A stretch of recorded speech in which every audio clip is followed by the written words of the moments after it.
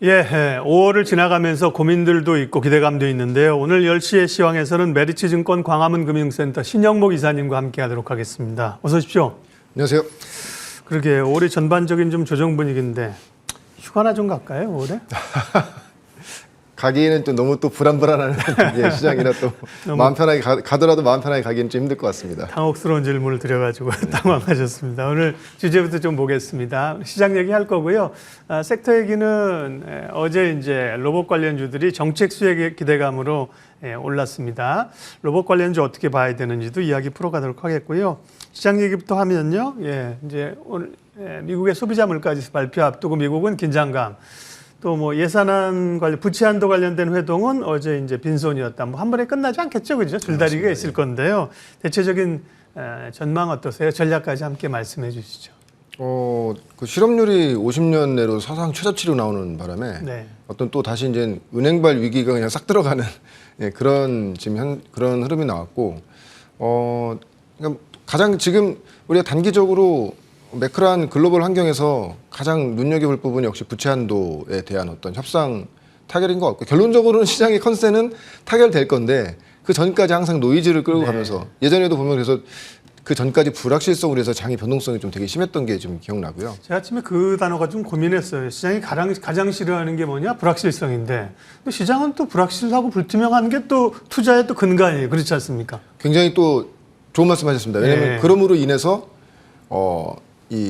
우리가 또 사야 될 종목들이 또 매수 기회가 온다는 것이죠. 그러니까요. 그러니까 뭐 그 불확실성이라는 것을 꼭 나쁘게 받아들일 것이 아니라 어쩌면 또 새로운 기회가 도출될 수 있다는. 그러니까 우리가 상반기 시장 보시면 아시겠지만 저거를 샀어야 되는데 왜 지금 못 샀을까 하는 그런 종목들이나 섹터가 이제는 살 수 있는 구간까지 왔다는 거죠. 근데 이제 막상 또 빠지면 못 삽니다. 시장이 불안불안하기 때문에 그래서 우리가 이제는 좀 어떤 뭐 시장에 대한 어떤 종목에 대한 공부를 해야 되는 것이 이 어떤 주식에 대해서 우리가 시장이 빠질 때 이 주식을 사는데 이 공부가 어느 정도 돼야 되고 용기가 있어야 되거든요. 맞습니다. 그래서 아무튼 뭐 시장 분위기는 이 부채 한도가 타결되기 전까지는 그래도 다행인 거는 어떤 뭐 은행발 또 리스크가 또 이제 어느 정도 완화되는 이런 상황에서 좀 글로벌 증시는 나쁘지 않았습니다. 근데 사실 좀 우리가 여기서 눈여겨볼 게 뭐냐면 이 실업률이 굉장히 낮게 나오면서 미국 증시가 그날 한 2% 정도, 나스닥이 한 2% 정도 올랐거든요. 근데 그 다음에 우리는 연휴 끝나고 나서 이제 시장 분위기 보면 처음에 장 분위기는 좋았는데 굉장히 시장이 굉장히 눌렸죠. 예, 그래서 조정받았고요.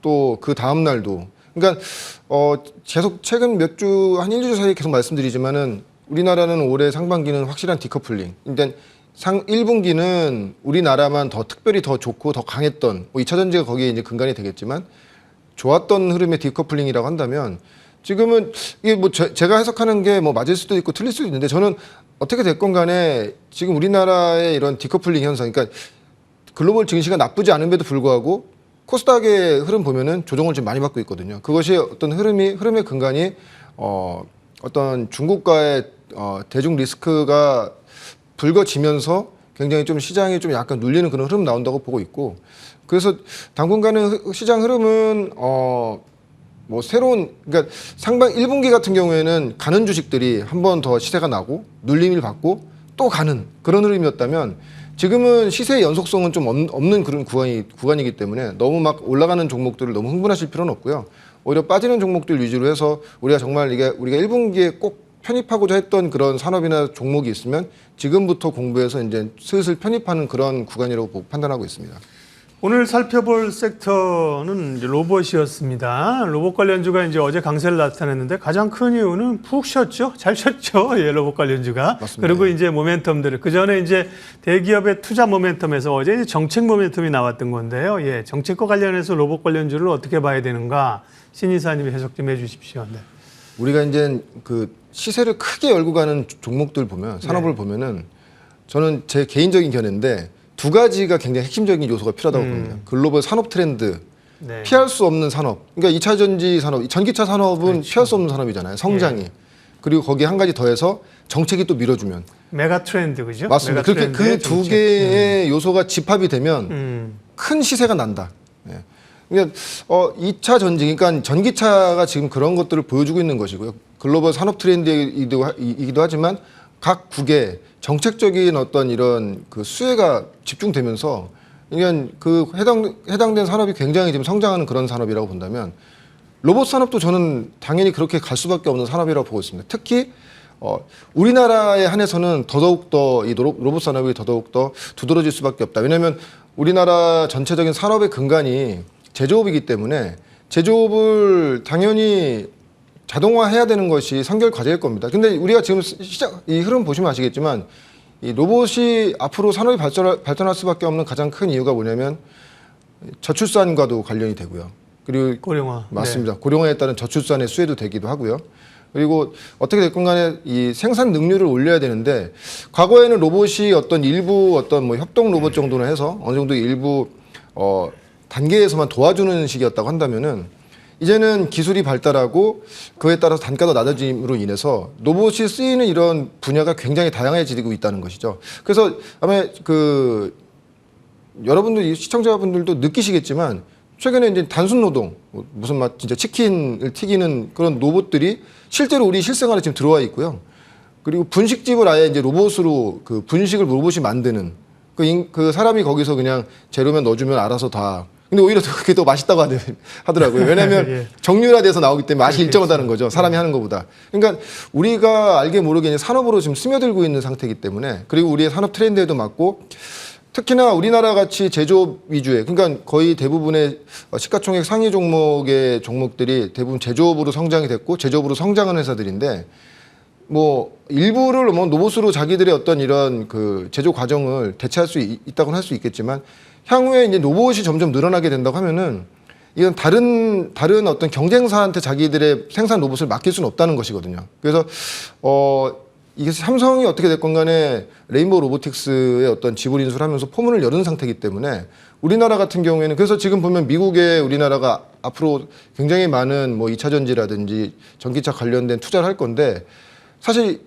사람들을 써서 숙련시키는 데 시간이 걸리는 것보다는 그런 아예 자체 공장 자체를 그 스마트 팩토리 로봇으로 대체하는 그런 시장의 트렌드가 있기 때문에 그래서 우리가 상반기 1분기에는 이게 테마성으로만 올라왔다고 한다면 예. 이제는 우리가 이제 공부를 하면서 산업적인 트렌드로 좀 봐야 되는 것이 아닌가. 그래서 정책적인 수혜도 우리 지금 뭐 방금 화면에 보시면 아시겠지만은 상반기에 지금 정부에서 로봇 관련된 어떤 미래전략 컨퍼런스에서도 얘기하는 이런 흐름들이 아직 지금 나오지 않고 있는 상태거든요. 왜냐하면 정부 정책이라는 게 뭐 이렇게 막 딱딱 나온다고 할 때 나오지 않는 경우도 있으니까요. 근데 지금 상반기라고 해봐야 이제 5월, 6월인데 아무튼 정부 정책상으로는 어떤 정책적으로 나올 수 있는 이런 흐름들이 지금 상반기에 집중돼 있다. 물론 정책이 나온다고 해서 뭐 관련 해당주가 가는 것은 아니지만 그만큼 관련된 산업은 성장이 보다 좀 더 확실하게 갈 수 있는 그런 흐름으로 볼 수 있다. 이렇게 생각하시면 될 것 같습니다. 글자가 좀 많아갖고 잘 안 보이시죠? 저도 사실 정책 내용이 잘 모르겠는데 한번 다시 보여주세요. 제가 요점만 간략하게 정리해 볼게요. 세 가지 카테고리가 있는데 첫 번째는 그러니까 규제, 규제를 좀 완화해 주겠다는 게 요점인 것 같고요. 두 번째는 보면 대중화를 위한 정책 지원. 세 번째는 또 글로벌 단어가 보이고 한미 간의 기술 협력 이런 걸 이제 하겠다는 걸로 보입니다. 사실 인간의 그 휴머니즘 측면에서 보면 슬픈 얘기인데요, 그죠? 일자리가 계속 없어지고 또 하나는 사실은 로봇 좋은데 로봇 기업들의 캐파가 사실 뭐 100억, 200억 해갖고는 좀 산업이 크느냐 그런 우려였는데 그런 것들이 좀 이제 산업이 커간다는 매출이라는 게 커간다는 자신감이 좀 생긴 모양이죠. 완전 지금 사업 초기 국면이기 때문에 어떻게 보면 당연히 매출이 작을 수밖에 없겠죠. 근데 아까도 말씀드렸지만 지금 대부분의 아마 로봇 관련돼서 우리가 일상생활에 쓰고 있는 로봇들이 제조는 대부분 중국에서 하는 걸로 알고 있습니다. 70%, 80%. 근데 앞으로 로봇이 많아지고 그 우리 일상생활에 로봇이 들어와 있을 때 결론적으로 그런 로봇들이 빅데이터를 수집하게 되는데 그것을 과연 다른 나라의 로봇으로 맡길 수 있겠는가? 다른 나라의 로봇으로 우리 제조 공정을 맡길 수 있겠는가? 지금 로봇이 하고 있는 공정은 단순 공정이나 협동 정도 수준의 로봇이라고 한다면 또 안보의 문제하고도 연결되겠군요. 맞습니다. 그렇게 된다고 하면은 제조업으로 기반으로 하는 우리나라 같은 경우에는 각 대기업들이 결론적으로 자기들이 스스로 로봇을 만드는 그런 과정까지 가는 흐름이 앞으로 나오지 않겠는가 그렇게 예상하고 있습니다. 네, 히든밸류 종목 가는데요. 이렇게 섹터를 얘기해 주시고 그 가운데서 나오는 경우도 있고 아닌 경우도 있는데 오늘은 로봇 그 산업을 얘기하셨고 로봇 관련주 가운데 한 종목을 소개를 해주십니다. 예. 네, 레인보우 로보틱스고요. 가장 대표적인 기업입니다. 맞습니다. 네. 일단 대표성이 있기 때문에 말씀드린 거고요. 레인보우 로보틱스뿐만이 아니라 저는 지금 지금 정도 흐름에서라고 한다면은 뉴로메카라든지 네. 뭐 SBB 테크 우리가 1분기에 굉장히 주가들이 좋았던 종목들인데 특히나 지금 구간에서 우리가 로봇주들을 좀 자세히 또 봐야 되는 가장 큰 이유가 뭐냐면 서두에도 말씀해 주셨지만 충분히 조정을 받고 있다. 벌써 한 달에서 두 달 정도. 그러니까 그 와중에서 보면은 이제 뭐 2차 전지가 워낙 이제 시장 흐름이 좋긴 했지만 이제 로봇주들이 처음에는 어떤 테마성과 그런 기대감, 또 특히 이제 레인보우 로보틱스 같은 경우는 아시겠지만 삼성전자가 그 보유 지분이 한 지금 14.99%, 한 15% 정도가 되고 있고요. 향후에 이제 콜옵션까지 행사하게 된다고 하면은 이제 50% 이상 되면서 대주주까지도 될 수 있는 그런 위치로 가고 있습니다. 그러니까 근데 뭐 지금 보시면 아시겠지만 올해 뭐 매출이 한 230억에서 한 250억 정도를 보고 있는데 지금 시가총액이 2조가 넘는단 말이죠. 이건 말이 되냐 이렇게 할 수 있겠지만 네. 이렇게 우리가 또 생각하면 또 되게 그럴 수 있겠구나라고 또 생각할 수 있을 것 같아요. 왜냐하면 추후에 삼성그룹의 어떤 로봇의 어떤 제조 공정이라든지 서비스 분야의 로봇의 어떤 이런 것들을 레인보우 로보틱스가 담당하게 된다고 하면은 사실은 충분히 저는 이 정도의 시가총액은 가능성이 있다고 보고 있고요.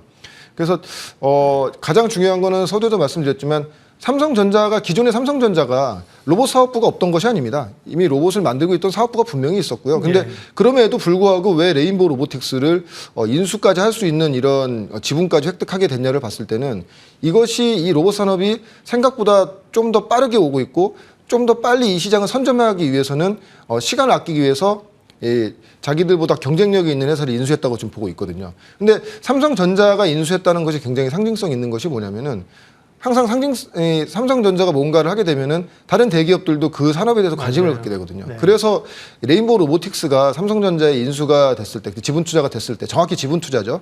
뭐 뉴로메카는 모 대기업에서 지금 관심 갖고 있다. 뭐 SBB 테크는 뭐 H그룹에서 관심을 갖고 있다. 왜냐면은 결론적으로 제조업 기반으로 위주로 해서 성장된 모든 회사들, 대부분 회사들은 자기들 공정과 앞으로 향후에 이제 어떤 그 투자에 있어서 로봇 산업을 활성화시킬 수밖에 없는데 이것을 다른 회사의 로봇으로 대체하기에는 되게 부담된다는 것이죠. 단순히 어느 정도 일정 부분을 부담하는 것이 아니라 전체적인 어떤 수준으로 간다고 하면은 그렇게 된다고 했을 때는 지금 기술적으로 봤을 때 레인보우 로보틱스 지금 보시면 아시겠지만 이미 협동 로봇이 이미 지금 상용화된 라인이 있고요.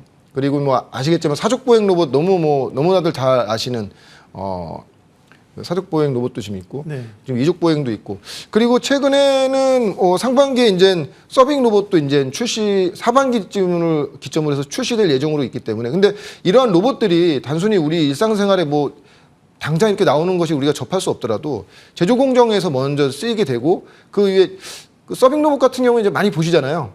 특히 이제는 좀 이렇게 상권이 활성화된 데 보면은 서빙 로봇들 많이 왔다 갔다 하고 있고. 근데 그 대부분의 서빙 로봇이 지금 80% 이상이 중국산이거든요. 그러니까 이런 대기업에서 그리고 특히 삼성전자라고 하는 이런 회사에서